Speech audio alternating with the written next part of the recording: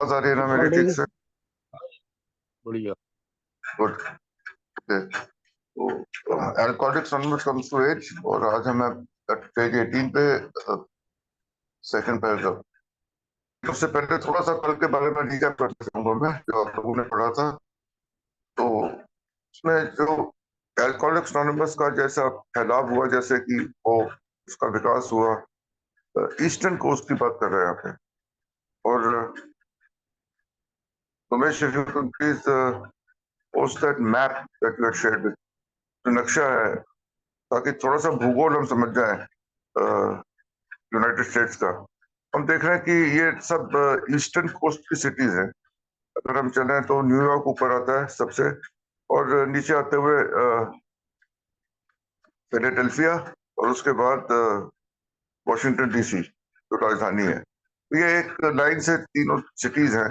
और इनमें कैसे ये फैला, तो हमने बात करी थी कल हैंक वर्कर्स के बारे में, जो न्यूयॉर्क के बिल के बाद हमको न्यूयॉर्क नंबर मानते सबसे पहले सदस्य जो थे अल्कोहलिक्स एनोनिमस के। ये नक्शा आ गया है।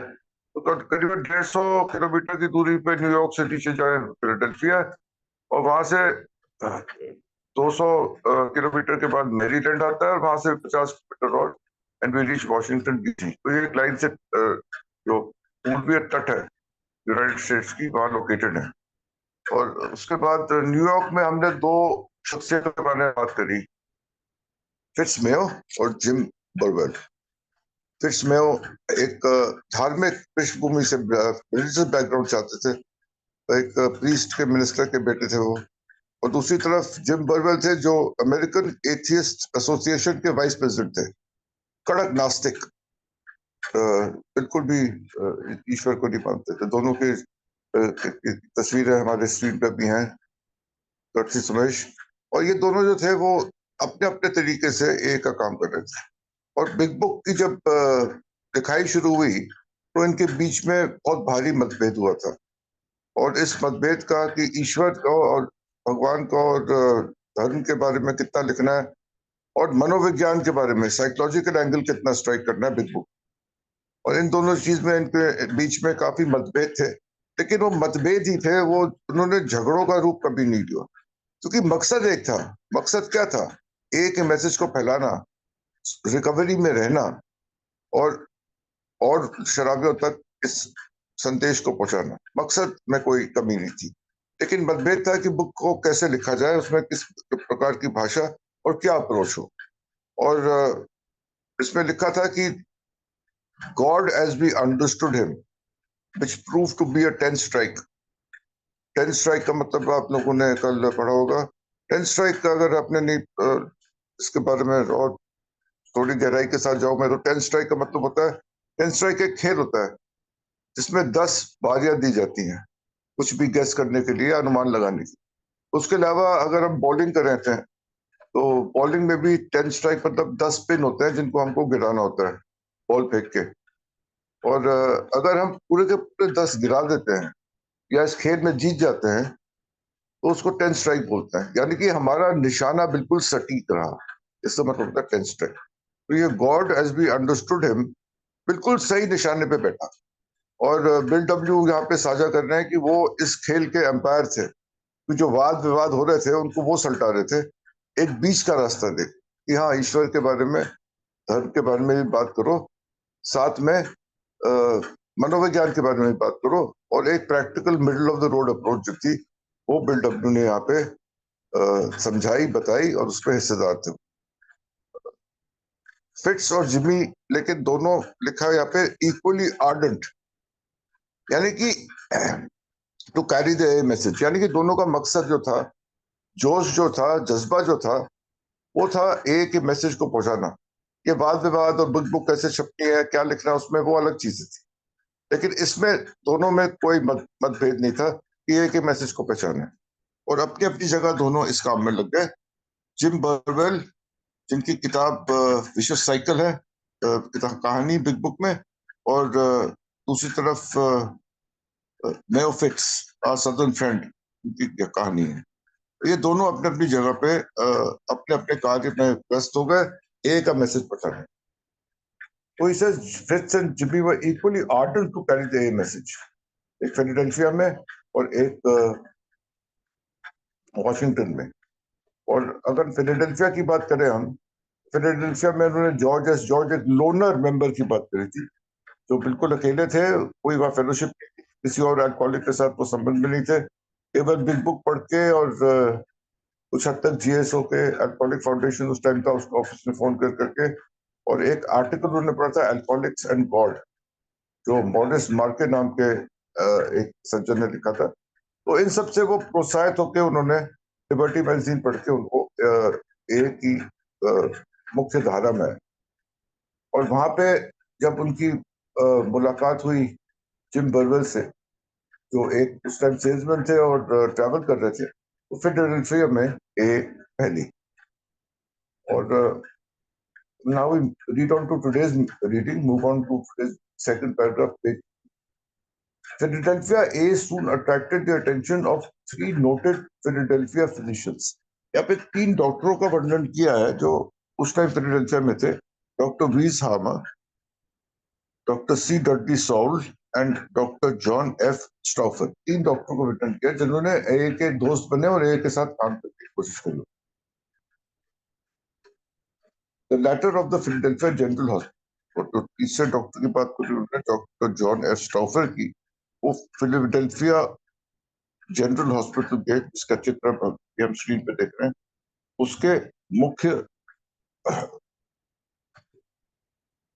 उसके मुख्य अधीश थे, उसके हेड थे, और उन्होंने वहां पे फिलाडेल्फिया जनरल हॉस्पिटल में शराबियों के लिए काम किया। वहां क्लिनिकल वार्ड था, अल्कोहलिक वार्ड।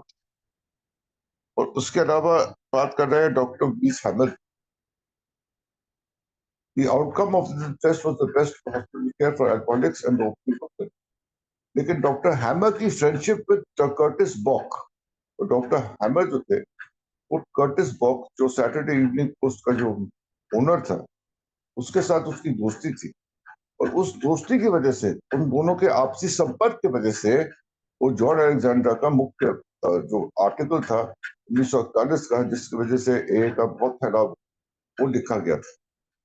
और एंड में लिखता है कि these friends could hardly have done more for us.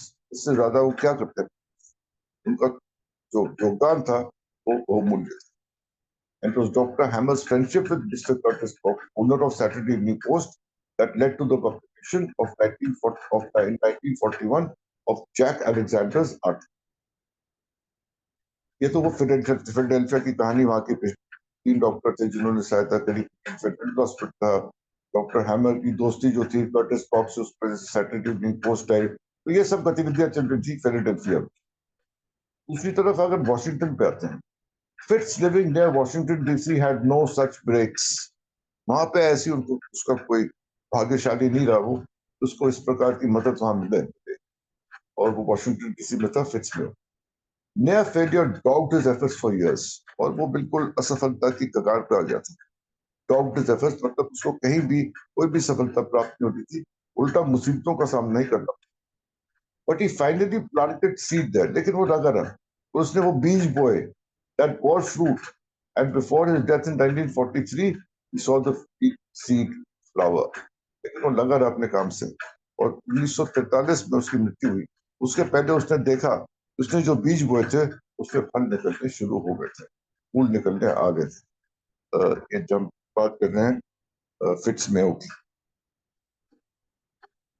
He saw that seed flower. His sister Agnes, उसकी बहन थी एग्नेस फिट्स में होगी, rejoiced with him, तो उसके साथ वो उसकी सफलता में, उसके जश्न में भागीदारी थी। She had loaned him and me $1,000 from her modest resources. When after the A book fiasco in 1939, the future had looked the darkest. To her, I sent our everlasting love. इसमें उसकी बहन थी एग्नेस, उसको आभार व्यक्त हुए bill W ने यहाँ पे बोला है कि उसने अपने पास से $1,000 फिट्स और उसको बिल डब्ल्यू को लोन करे, एक ऋण दिया $1,000। और जब मैंने पहली बार ये पढ़ा था, मैंने कहा था यार ये जो है वो आउटसाइड कंट्रीब्यूशन नहीं लेती है, सेल्फ सपोर्टिंग होती है, इन लोगों ने इससे पैसे कैसे दिए, वो भी $1,000। लेकिन बाद में मैं गहराई में जाता हूं तो ये पैसे उसने ए को नहीं दिए थे, ये निजी तौर पे उसने अपने भाई को और उसने अपने भाई के एक दोस्त को दिए थे, और इसमें कोई अल्कोहलिक्स एनोनिमस की परंपरा का किसी चीज का उल्लंघन नहीं हो रहा। और मुझे याद है मैं जब मीटिंग में जाता था, अली रिकवरी में था, मैं संडे को दिल्ली जाता था फतेहाबाद से मीटिंग में, तो मेरे फादर मेरे को 100 रुपए देते थे, ये अल्कोहलिक्स एनोनिमस के लिए है, वो अपने जो हमारा डिब्बा होता है उसमें डाल देना। मैंने कहा नहीं, हम कोई भारी योगदान नहीं देते। तो मेरे father my father gave me a lesson at that time. He said idiot, मैं एक बाप अपने बेटे को पैसे नहीं दे सकता? तो दे सकता है, ये में इस परंपरा का कोई रंगत नहीं हो रहा है। कह रहे मैं तेरे को पैसे दे रहा हूँ 100 रुपए, उसको कहीं कहीं भी इस्तेमाल कर सकता है, वो तेरी मर्जी। He's not directly giving money to Alcoholics Anonymous, he's giving money to his son, who chooses to make a donation or make a contribution to Alcoholics Anonymous uh, because he has gratitude towards that organization fellowship. तो ये ठीक है, उसमें कोई दिक्कत नहीं है। उसने जो लोन दिया था और वो उसका आभार यहाँ पे व्यक्त कर रहा है कि उसने वो जो पैसे दिए थे, और वो ऐसे टाइम पे दिए थे जब ए बुक फियास्को, यानी कि एक ही किताब छपाई नहीं हो पा रही थी, पैसों की बहुत ज्यादा किल्लत थी, बहुत कमी थी, और खतरे के बादल और निराशा के बादल सब जगह छाए हुए थे। उस टाइम पे ये $1000 जो थे उस टाइम पे बहुत भारी रकम थी। और ये भी लिखा है फ्रॉम अ मॉडेस्ट रिसोर्सेज, ऐसा नहीं था कि वो बहुत अमीर थी, उसके पास बहुत फालतू का पैसा, मॉडेस्ट रिसोर्सेज थे उसके, यानी कि वो अपने पास से उसने पैसे कैसे दिए उसी को पता हो। उसके पास लिमिटेड, सीमित उसके पास रिसोर्सेज थे, उसमें से उसने निकाला। यहाँ पे वो उसकी बहन जो थी फिट्स की, वो आभार व्यक्त। The year 1939 saw the arrival among us of still another unforgettable character, a woman alcoholic known to so many of us as Marty. अब फिर से दोबारा एक मार्टी मैन्स का जिक्र हो रहा है, एक बार पहले भी हो चुका था, आज फिर हो रहा है। और यहाँ पे वो Blythewood sanatorium in Greenwich, Connecticut. She had been a patient of Dr. Harry Tybalt, and she had handed her a pre-publication manuscript copy of the aim. Doctor Tiebout ने यहाँ पे मार्टी मैन जो ब्लाइथवुड के सैनिटोरियम में थी, उसको छपाई से पहले प्री पब्लिश्ड मैन्युस्क्रिप्ट, यानी कि हाथ से लिखी एक बुक, वो उसने उसको दी पढ़ने के लिए। 1939, before the big, the first reading made her rebellious. पहली बार पढ़ा तो एक विद्रोह की भावना उसके अंदर उत्पन्न हुई मार्टी। उसको समझ में नहीं आया, मतलब वो सहमत नहीं थी इसके अंदर क्या लिखा है, ना उसको समझ में आया, ना उसके कंटेंट से वो सहमत। बट द सेकंड कन्विंस्ड, लेकिन जब दोबारा उसने पढ़ी और एडुकेशन मिली उसको, समझ में आया क्या लिखा है, कन्विंस था, यानी कि वो इस बात से प्रेरित भी हुई और इस बात से वो सहमत भी होगी इसके कंटेंट से। और उसके बाद she came to a meeting held in our living room in 1982, न्यूयॉर्क की इसने मीटिंग अटेंड करी बिल्डअप के घर में, and from there she return Blythewood, वहां से वापस ब्लाइथवुड सैनिटोरियम में गई, carrying this message to a fellow patient in the sanitarium, Grini, we aren't alone anymore. अब हम अकेले नहीं है।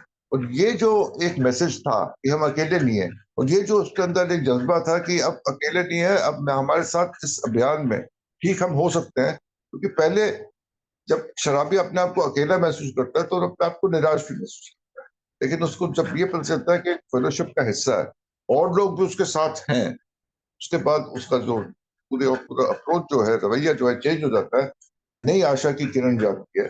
और यही मार्टी मैन के साथ हुआ। और गिरनी उसकी कोई साथी होगी ब्लाइथवुड सैनिटोरियम में, वहां पे जाके उसने उसको ये बोला जब Grennie we are no longer alone, और वहीं से उसकी रिकवरी जो है वो start. Marty pioneered a group in Greenwich so early in 1939 that some folks now think this one should carry the rating of A group number 3. 1939 में शुरुआती दिनों में उसने ग्रीनविच में एक मीटिंग शुरू करी, और लोग कहते हैं कि न्यूयॉर्क और एक्रोन की मीटिंग के बाद ये पहली मीटिंग थी, इसलिए उसको नंबर 3 मीटिंग ऑफ ए का दर्जा इसी मीटिंग को मिलना चाहिए। Backed by, they're backed by Dr. Harry and Mrs. Wiley, owner of Blythwood. The first meetings were held on the sanitarium grounds. Sanitarium के अंदर ही मीटिंग शुरू हो गई, वहाँ के जो मालिक थे उनके सहयोग से। Marty was one of the first women to try A, and she became later years among the most active workers we have, as well as pioneer in the field of education and rehabilitation for alcoholics. हमने देखा था national council for education of alcoholism इनकी एक प्रमुख भूमिका थी पाकिस्तान, और वो सबसे पहली महिला थी जिसने वन द फर्स्ट ड्राई ए कराई, और जिसने ए के लिए प्रचार भी किया एंड लॉन्ग टर्म सोब्राइटी भी इसको मिली. Today she holds the longest sobriety record in A for her sex, और 1955 में बात करते हुए कह रहा है वो सबसे ज्यादा सोबर महिला ए की सदस्य है आज की date. There had been another earlier woman pioneer, एक और उससे पहले woman pioneer थी Florence Rakin. इसकी कहानी पहले एडिशन में है, A Feminine Victory, who had come among us in 1937, 1937 में एक आई. और थोड़ा सा फ्लोरेंस के बारे में बात करते हुए मैं कहूँगा फ्लोरेंस की जो फ्लोरेंस को 12 स्टेप किया लुइस ने, और उसका हस्बैंड जो था फ्लोरेंस का, वो वॉल स्ट्रीट में काम करता था, इसके बिल डब्ल्यू को जानता था, उसने बिल डब्ल्यू को पीते हुए भी देखा था और सोबर होते हुए देखा था, और इस बात से प्रेरित होकर उसने लुइस के पास जाके बोला कि मेरी वाइफ की मदद करो, फ्लोरेंस की, वो भी संकट में है, शराबीपन के चपेट में आ गई है. तो लुइस ने उसको कंसिडर किया और लुइस ने उसके साथ काम किया, फ्लोरेंस के साथ. और इसकी स्टोरी जैसे लिखा है यहाँ पे, printed in alcoholics anonymous first edition, feminine victory. With great valor, she had tried to help Fitz at Washington. और ये भी वॉशिंगटन की निवासी थी, इसलिए वहां पे फिट्स के साथ उसके साथ काम करने की कोशिश करी. But she became involved in the early wave of failure there and died afterwards. लेकिन एक साल ही सोबर रही वो, और उसके बाद जो वहां पे संकट के बादल छाए हुए थे एक के ऊपर, जो निराशा जैसे बात कर रहा हूँ मैं, जो वॉशिंगटन में मिल रही थी फिट्स में को, लोग जुड़ नहीं रहे थे, पैसों की भी किल्लत थी, कई समस्याएं थी. इन समस्या के हेतु वो उसने शराब पी ली और मात्र 47 साल की उम्र में शी डाइड ओवर देयर. और उसके लाश की शनाख्त करने, वो गायब भी हो गई थी लेकिन उसकी लाश की शनाख्त करने के लिए फिट्स में हो गया था. और ये कहानी थी फ्लोरेंस आर की, तो पहली महिला सदस्य थी alcoholism. I think we'll stop over because अगर हम अब आगे पढ़ेंगे तो ये क्लीवलैंड का आता है और ये एक बड़ी लंबी कहानी है, तो मैं चाहता हूँ कि इसकी शुरुआत भी हम कल ही करें. आज के लिए मैं यही विराम लेता हूँ, and tomorrow will talk about old time Midwesters at the convention would remember that while all this was going on in Akron and certain candles were being lit in Cleveland. Cleveland में कैसे जो दिया जला alcoholism का और कैसे वहां पे फैलाव हुआ, और कई शख्सियत थी और कई चीजें थी जो यहाँ पे हुई, इसकी वजह से एक मशाल जली क्लीवलैंड में, जो देश भर में country wide set up a flame that could be seen country wide, यानी कि देश भर में यूनाइटेड स्टेट्स में उस टाइम पे कैसे ए का फैलाव हुआ, कैसे ए का बढ़ाव हुआ क्लीवलैंड में, इसके बारे में हम कल पढ़ेंगे. तो tomorrow we start from the second paragraph page 19 with the now. Thank you, Vinay. Thank you, Atulji. Very good. Very nice. Rajesh ji आप आइए प्लीज. जी धन्यवाद. मेरा नाम राजेश है, मैं शराबी हूँ. विनय जी सर्विस के लिए धन्यवाद. तो अतुल जी बहुत बहुत धन्यवाद. और सुमेश जी मेहनत के लिए और बाकी चीजों के लिए कंट्रीब्यूट करने के लिए धन्यवाद भाई. अब आज हम फिलीपीडिया की बात कर रहे हैं पहले पैराग्राफ में, और 3 डॉक्टर और तीनों डॉक्टरों का वंडरफुली कंट्रीब्यूशन. अब मैं बिल डब्ल्यू का एक ही आर्टिकल उठाऊंगा, और 3 क्या ये दो लगभग 2 पैराग्राफ का मटेरियल उसी आर्टिकल में मोटा मोटा मिल जाएगा हमें. पेज नंबर 363 किताब है हमारी लैंग्वेज ऑफ हार्ट. बहुत प्यारा लिखा है. हालांकि मैं विमल जी को कह रहा था कि ये पैराग्राफ ना पीछे लिखना चाहिए था बिल को, कह रहा तू था नहीं तो सही ढंग से लिखवा देता कि जिम के जाने से पहले जिम सेटल कैसे हुआ फिलीपीडिया में.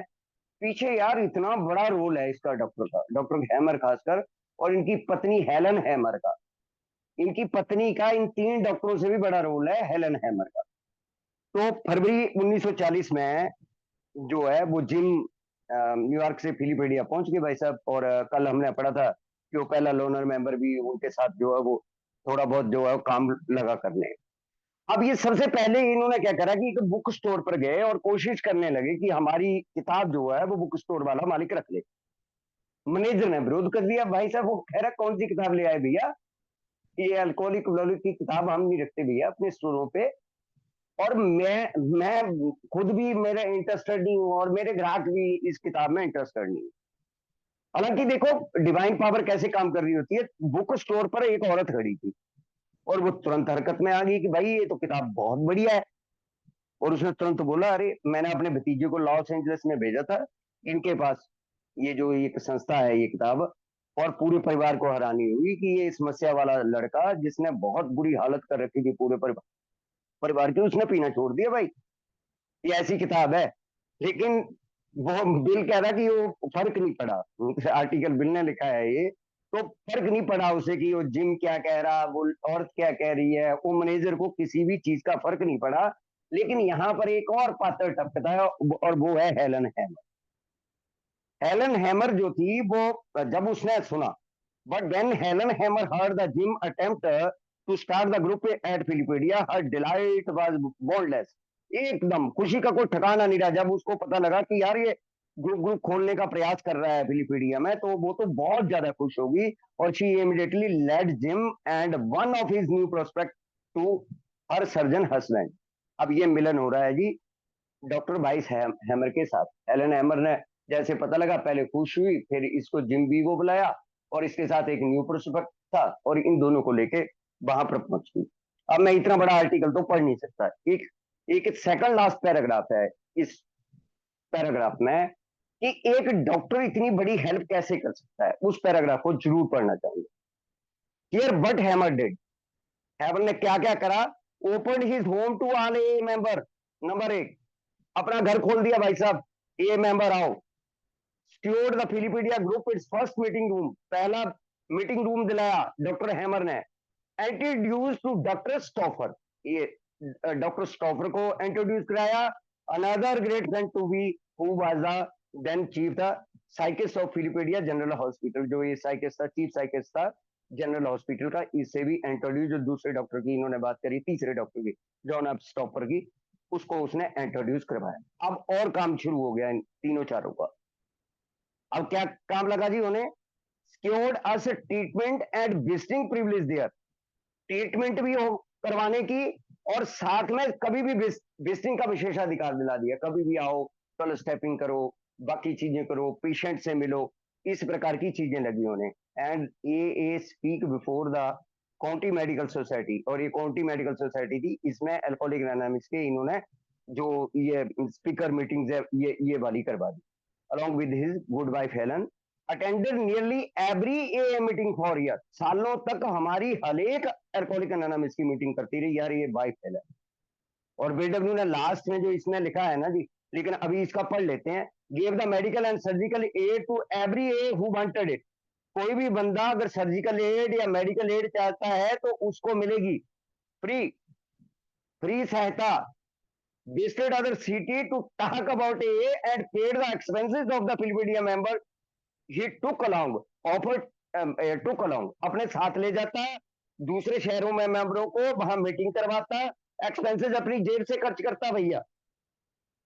और ऑफर्ड टू बाई फिलिपीडिया group its first club house, और ऑफर करा इन्होंने कि भैया वो मैं आपको ना एक क्लब हाउस खरीद के दे देता हूँ, खरीदने में आपके लोगों की मदद कर देता हूँ। ब्रैकेट में लिखा है which had to be decline, हमारी ट्रेडिशन जो है वो ब्रेक होती हैं, तो इन्होंने इन चीजों को वो डिक्लाइन कर दिया, जो है वो मना कर दिया अल्कोहलिक एनोनिमस ने।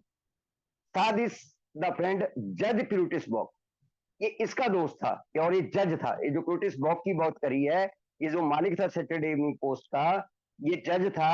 और इसके साथ भी एनलाइटमेंट इन मतलब ये वो जो बातचीत है या क्या बोलते हैं उस चीज को, वो भी करवाने वाला यही व्यक्ति था। और बाद में जिसका रिजल्ट जो है वो जैक एग्लैंडर के द्वारा जो आर्टिकल 1 मार्च 1941 को हम लोगों के पास आया था, वो इसी की देख। और लास्ट के 2 सेंटेंस पढ़ लेते हैं, 3 sentence. How could AA in its page number 364 language of heart, ऊपर के पैराग्राफ की लास्ट की 3 लाइनें पढ़ रहा हूं।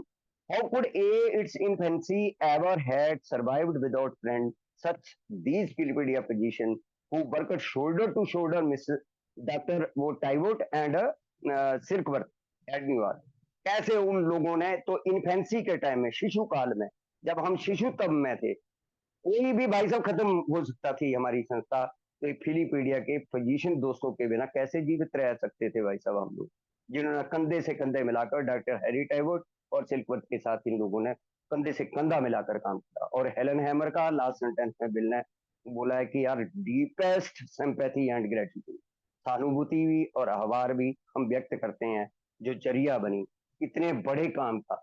और ये फिलीपीडिया, अब ये चीज हमें नहीं मिली भाई साहब वाशिंगटन में, वाशिंगटन डीसी में ये चीज हम लोगों को नहीं मिली, बेचारा फिट्जमायो लगा रहा, लेकिन उसकी सिस्टर ने और मतलब हम लोगों को $1000 दिए।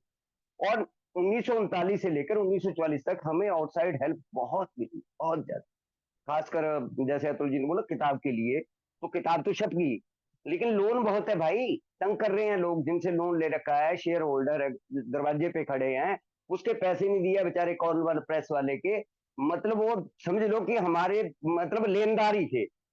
लेकिन जैसे डी रॉकफेलर ने अपने रात्रि भोज में 8 फरवरी 1940 को जो हमने उन्होंने डिनर दिया था, उसमें यार लास्ट में ना हमारे पे तरस आ गया, फिर अपने दोस्तों को बोला कि इनको लिमिटेड हेल्प करनी है इन लोगों को, $30 से $300, उनके कई दोस्तों ने हमारी हेल्प करी। लेकिन 1944 में 1944 में अल्कोहलिक एनोनिमस ने लेटर रखा उनके सारे सारे फ्रेंड को, जितने भी लोग हम लोगों को हेल्प कर रहे थे या जितने भी लोगों ने हमें लोन दिया, खासकर कल अरुण जी ने बात करी थी कि वो बर्टी ने अपनी यार टेलर की दुकान गिरवी रख दी भाई, छोटा सा गरीब आदमी, और $1000 दे दिया वर्क पब्लिशिंग कंपनी को, कई लोगों का त्याग था। लेकिन हम लोगों ने भी 1944 में सब लोगों को, जितने भी लोग कंट्रीब्यूट कर रहे थे कि अल्कोहलिक एनोनिमस सेल्फ सपोर्टिंग हो गया। 1945 में बीडब्ल्यू ने एक आर्टिकल लिखा और 1946 में बीडब्ल्यू ने फिर ये लैंग्वेज ऑफ हार्ट में वो आर्टिकल बहुत बढ़िया है, मनी यूज कुछ इस प्रकार से, सेव मनी यूज इस प्रकार का एक आर्टिकल जो लिखा। उसके बाद हम लोग जो है वो बिल्कुल हम लोगों ने बाहर के कंट्रीब्यूशन नहीं लिया, क्योंकि 1945 के बाद हम लोगों के पास ट्रेडिशन जो है वो इवॉल्व हुई और आई, 46 में basically long form I tradition. अब आते हैं जी तीसरे पैराग्राफ पे। तीसरे पैराग्राफ में मार्टी मैन का जिक्र कई बार कर दिया, तो बार बार ना कई चीजें रिपीट हो रही हैं, लेकिन मार्टी मैन का जो रोल है वो बहुत बड़ा था। हालांकि वो ट्रेडिशन ब्रेक हो गए थे, इसने बिल और बॉब की, क्योंकि 1944 में येले यूनिवर्सिटी ने स्पॉन्सरशिप करा था national committee for education on alcoholism, और लेटर नेम्ड इसका बाद में नाम बदल गया, नेशनल काउंसिल ऑफ एल्कोहलिज्म पड़ा। और इन्होंने लेटर हेड पे बिल और बॉब की फोटो लगा दी थी और साइड कंट्रीब्यूशन हमारे नाम से इकट्ठा कर दी थी। ट्रेडिशनल ब्रेक लगे उन्हें, फिर इसको रोका गया। हालांकि ये ग्रुप कॉन्शियस, इसकी कोई गलती नहीं थी, मार्टी मैन ने ग्रुप कॉन्शियस लेके गई थी, मतलब अलाउ करवा के गई थी कि क्या मैं जाकर बाहर एजुकेशन के लिए, अल्कोहलिज्म की एजुकेशन के लिए काम कर सकती हूँ। और इसने बड़ा काम कराया, 2-3 तो किताबें लिखी है इसने अल्कोहलिज्म के ऊपर, खासकर primer of alcoholism, new primer on alcoholism 1958 में, और 1950 में 2-3 किताबें लिखी इसने, और भी बड़ा भारी योगदान है इस लेडीज का।